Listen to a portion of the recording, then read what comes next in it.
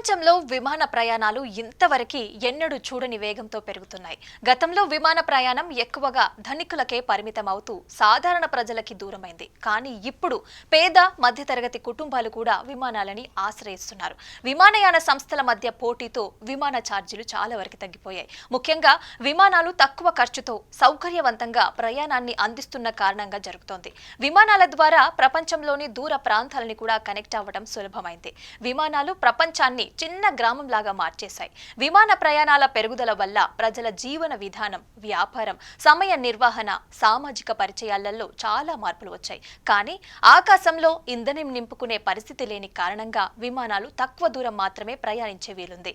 మధ్యలో దిగి మళ్లీ ఇంధనం నింపుకోవాలి. అయితే చైనా మాత్రం ఎక్కువ దూరం ఎగరగలిగే విమానాలని తీసుకొచ్చింది. దీంతో గత కొన్ని రోజులుగా ఈ విషయం ప్రపంచ వ్యాప్తంగా సోషల్ మీడియాలో తెగ వైరల్ అవుతోంది. చైనా ఈస్టర్న్ ఎయిర్లైన్స్ ప్రపంచ విమానయాన చరిత్రలో సరికొత్త రికార్డుని సృష్టించింది. ఈ ఎయిర్లైన్ షాంఘై నుంచి అర్జెంటీనా రాజధాని బ్యూనస్ ఎయిర్స్ వరకు సుమారుగా 19,631 కిలోమీటర్ల దూరం నేరుగా విమానం నడిపింది.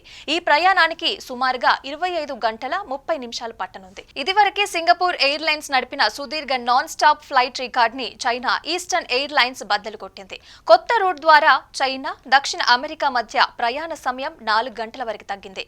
అయితే EMU 745 విమానం షాంఘై పుదాంగ్ ఎయిర్పోర్ట్ నుంచి బయలుదేరి ఉత్తర, దక్షిణ, తూర్పు, పశ్చిమ గోళార్ధాలని దాటుతూ సుమారుగా 20,000 కిలోమీటర్ల దూరాన్ని నేరుగా బ్యూనస్ ఎయిర్లైన్స్ వరకు చేరుకుంటుంది. మధ్యలో న్యూజిలాండ్ ఆక్లాండ్ లో ఇంధనం నింపడం, సిబ్బంది మార్పు కోసం కొద్ది సమయం ఆగినప్పటికీ ప్రయాణికులు విమానం మారాల్సిన అవసరమైతే లేదు. ప్రస్తుతానికి సింగపూర్ ఎయిర్లైన్స్ నడిపిన New York Singapore non stop flight అత్యంత దూరం సింగిల్ ఫిల్లింగ్ తో ప్రయాణించే విమానం ఉండగా ఇప్పుడు చైనా ఈస్టర్న్ రూట్ ఆ రికార్డ్ని అధిగమించింది. గతంలో చైనా నుంచి దక్షిణ అమెరికా వెళ్లాలంటే యూరప్ లేదా ఉత్తర అమెరికా దాటాల్సి వచ్చేది. దానికి 30 గంటలకి పైగా సమయం పడేది. అయితే కొత్త రూట్ ద్వారా 3 ఖండాల మధ్య 25 గంటల్లోనే ప్రయాణం పూర్తవటంతో వాణిజ్యం, పర్యాటక రంగాలకి పెద్ద లాభం కలుగుతోంది. ప్రయాణికుడు ఒకసారి విమానంలో కూర్చుంటే భూమి అరగోళాన్ని దాటి నేరుగా మరొక నగరానికి చేరగలిగేలాగా ఈ సర్వీస్ ని రూపొందించబడింది.